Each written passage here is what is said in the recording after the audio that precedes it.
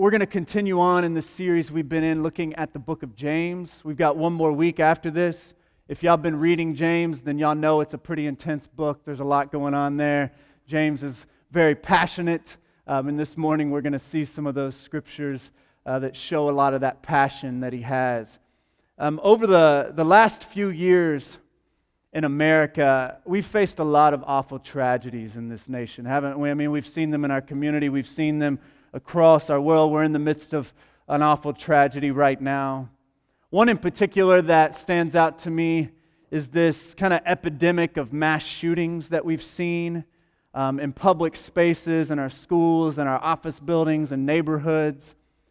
And we've talked about this before at our church, but there's this recurring pattern that we see almost every time one of these mass shootings takes place.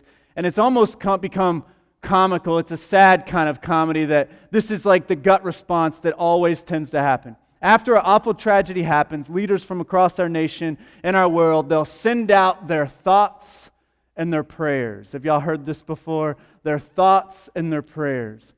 And a lot of people are getting sick and tired of all the thoughts and prayers. A musician once said that it's just spit and wind flying round in the air. Said, why don't you do your job up there and keep your thoughts and prayers? And I don't think that it's people getting sick of thinking and praying. Those are good things, right? We need to be thinking, we need to be praying. But I think what folks are getting sick and tired of, myself included, is people claiming to do thinking and praying about these issues, yet they see no outward sign through actual real action, right? There's a tragic inconsistency in what people say and what people do. Now, we're all guilty of this at times, right? It's almost like people want to appear like they care, but don't want to do anything to actually show that they care. It's this inconsistency, unreliability, untrustworthy, dishonest, insincere. And James has no patience for this kind of thing. If y'all have read the book of James, you know this kind of thing just infuriates James. He can't stand it when people are two-faced, fake, insincere, and unreliable. He calls it being double-minded or being like two-hearted, that we almost have two versions of ourselves. One that everybody sees and one that's the actual truth about who we are, right? Let's just read a few texts from James that are going to bring out some of this. James 1, 22 through 25. I read this one to you a couple of weeks ago. He says, do not merely listen to the word and so deceive yourselves. Do what it says. Anyone who listens to the word and does not do what it says is like someone who looks at his face in a mirror and after looking at himself goes away and immediately forgets what he looks like. But whoever intently looks into the perfect law that gives freedom and continues in it, not forgetting what they have heard, but doing it, they will be blessed in what they do. James 2, 14 through 17. What good is it, my brothers and sisters, if someone claims to have faith but has no deeds? Such faith, or he says, can such faith save them? Suppose a brother or sister is without clothes and daily food.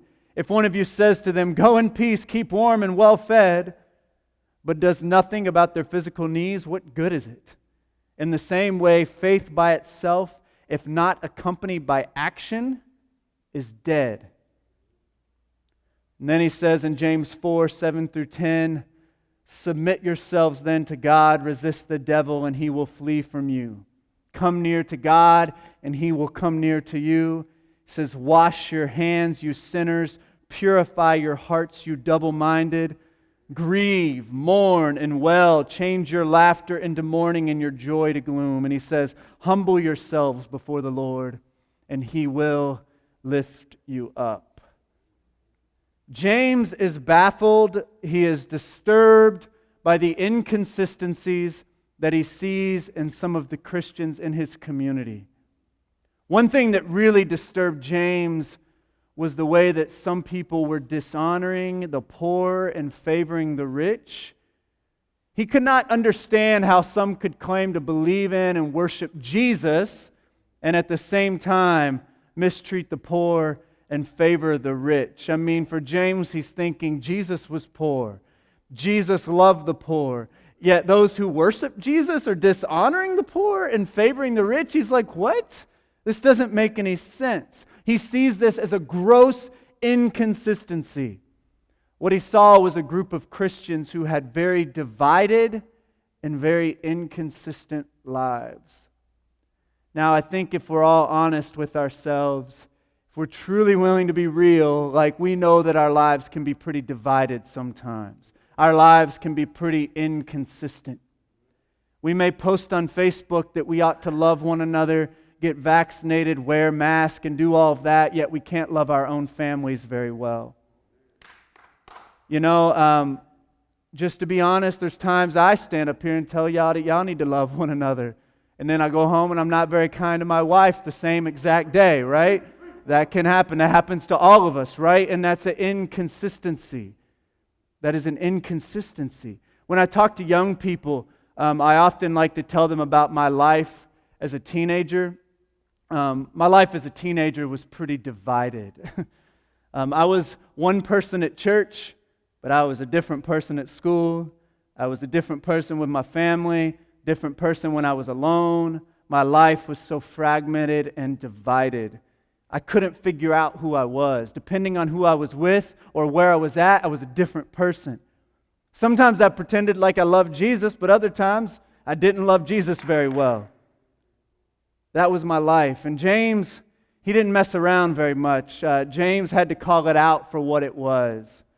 Fake, inconsistent, and unreliable, not the way that we're supposed to live. And it's really not the fullness of life that Jesus has offered to us. And I think the invitation from James is the invitation, and it's not just a rule, it's an invitation to something better. His invitation is to live a life of integrity. A life of integrity. This is probably, it's one of the top themes in the whole letter of James, is this idea of integrity. And I think it's probably one of the most important virtues that a person can have. I would argue that integrity is particularly important right now, in our culture right now, that is becoming increasingly fake, superficial, dishonest, shallow, and distracted. Do y'all think those are good words to describe our culture and where it's moving? Integrity is a virtue that invites us to go deeper, to be authentic, to be whole, and to be real. It is an invitation, and it's hard to find right now because too many times we're faking it and we're pretending to be the real thing. For James, the core of right living is what we call integrity. It's consistency in what we say, what we do, and what we believe. For James, and James is like really like black and white on things, and I think he's trying to make a point, and we got to realize it's a journey to get to the place we need to be at. We're not going to get there right away. And James is not the one to highlight the journey. He's going to say, you need to be this way. But we got to understand he had a point in what he was doing. He's communicating in this extreme way to try to get people's attention. But the core of right living is integrity. And James, he says, he's basically arguing you can't compartmentalize your life. All the different parts of your life need to come together to be fully integrated, brought together into unity and wholeness, so that everything about you is working together for a unified goal, a unified outcome, a unified purpose in life. The word integrity comes from a Latin word, integer, meaning wholeness, meaning completeness. Y'all may remember in your math classes, those of you who are in math right now, you've been probably learning about this, the young people, but you may know about integers. The word integrity, both they come from this Latin word, and integers in math are whole numbers, right? It's about wholeness, completeness. In the Hebrew tradition, the concept of integrity meant unity, wholeness, completeness, blamelessness, purity, sincerity, honesty, consistency, authenticity, trustworthiness. And if those are all synonyms of integrity, can you see why I think we need it more than ever right now? We need those qualities in our communities, in our lives. One of my favorite thinkers these days is a guy named Cornel West, an activist, and he describes integrity as a quest for completeness. He says you are wholly there in the moment, mobilizing all that is inside of you. You're not wearing a mask. Well, we are wearing masks, but a different kind of mask. He says you're not wearing a mask. You are fully you. You are free enough to be who you are. Integrity is about being free enough to be who you are in every situation and in every circumstance. It's an honest and it's an authentic way of living. It's not divided or segregated. It's a unified and integrated life. I want to suggest two aspects of integrity that might help us to think about how we can live this out in our lives and also in our community. And these two things are honesty and commitment. And I think you need both of those if we're going to be people of integrity. Honesty and commitment. Let's talk about honesty just for a moment. In Isaiah 59, there's this really tragic scriptures that the prophet shares. He's looking at the world and he's just commenting on what he's seeing. And he says, justice is driven back. Righteousness stands at a distance. Some of us have felt that recently in our own world, that justice has been pushed back, righteousness is far away. He says truth has stumbled in the streets, honesty cannot even enter. He says truth is nowhere to be found. Whoever shuns evil becomes a prey. And he says the Lord looked and was displeased that there was no justice. And these are sobering words, right? The prophet says that truth has stumbled in the streets, that honesty cannot enter. And I think that could describe what we're facing now in our world today. A Kentucky musician, Ben Solip, said these words in a song a few years ago. He said, just a few honest words. It shouldn't be that hard. Just a few honest words is all I need. I think we can resonate with that, right? If we're going to be people of integrity, we must be honest. And really, it's got to start with ourselves. You know, we can easily point at everybody else and say, oh, y'all are lying and being fake, but it's got to start right here first. And that's the hard part, right?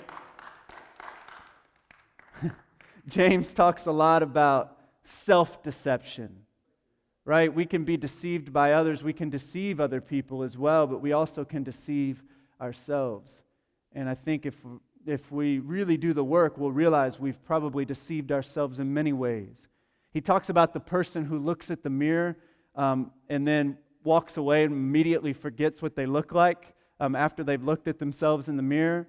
And I've had these moments myself, and maybe y'all resonate, where I have a moment of honesty and clarity about who I am.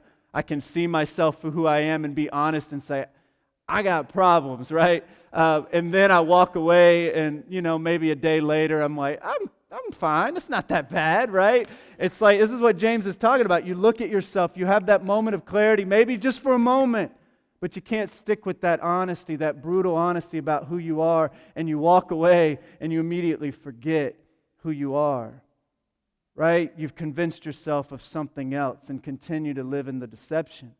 My friend Earl is over here. He doesn't know I'm going to call him out, but Earl's an open book with everybody. And Earl is a guy that has always been honest. He's a member of our church. He's always been honest with me and our church about his journey and recovery.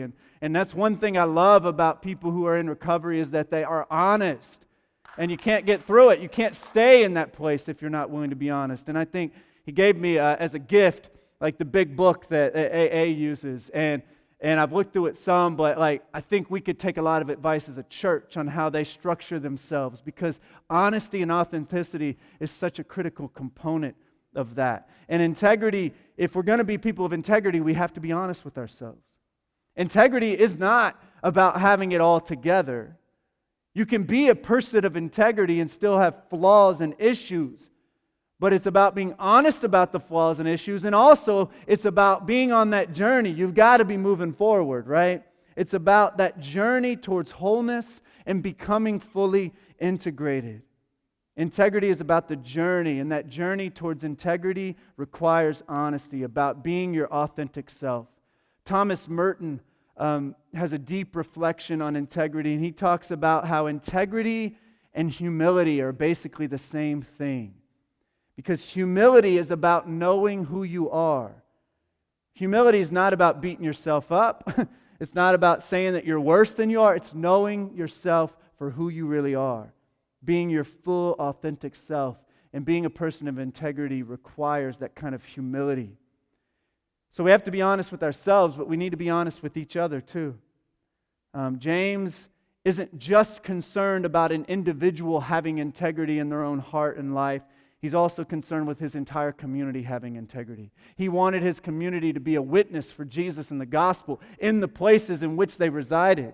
And in order to be that kind of witness, you have to be consistent. You have to have integrity, right?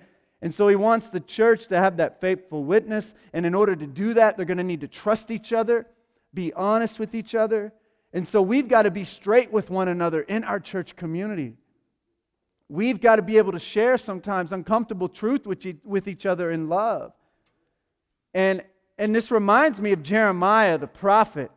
Jeremiah is like a really sad prophet, actually, because he struggled, and he was depressed sometimes because God called him to do something really, really hard.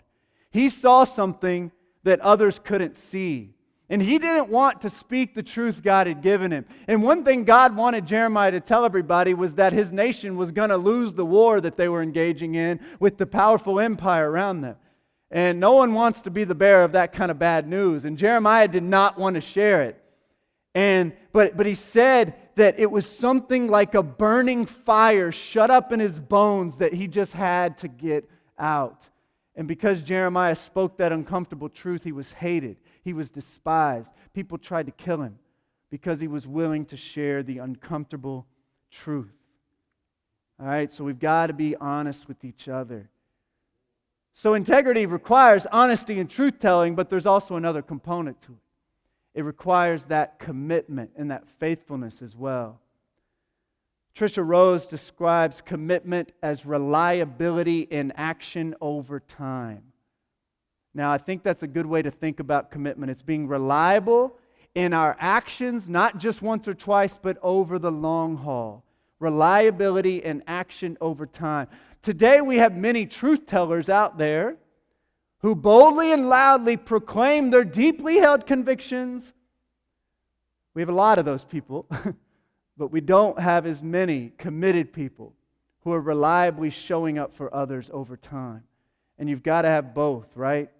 To have integrity means you speak the truth, you have deeply held conviction and belief, but also that your actions are in conjunction with what you say. We've known plenty of people who say a lot of true things, but they lack integrity.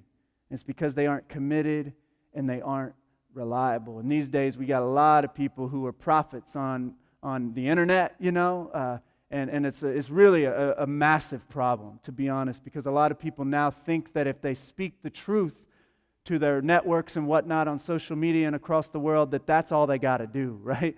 And that's frankly not much of anything if it's not backed up by that commitment to love over time, commitment to be with people and to care for them and to actually live out the things that you're preaching, right?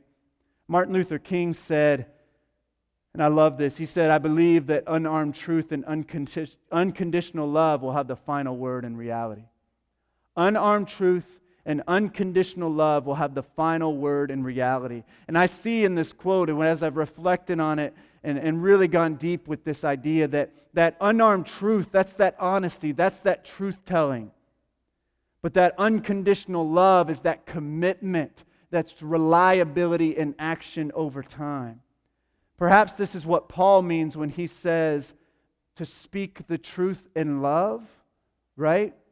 We speak the truth, but we do it in love. And it's not that we're just trying to say it in a kind way. It's that we back up our actions or what we're saying with actual love and commitment and faithfulness to people. So if I'm going to come to you and say that, man, something you did really hurt me or bothered me, I've got to be willing to stay committed to you and allow you to restore that and allow ourselves to walk together down the road if it's healthy for us to do that, right? If we're honest and we have that same that sustained commitment to love, then I believe we'll be people with integrity.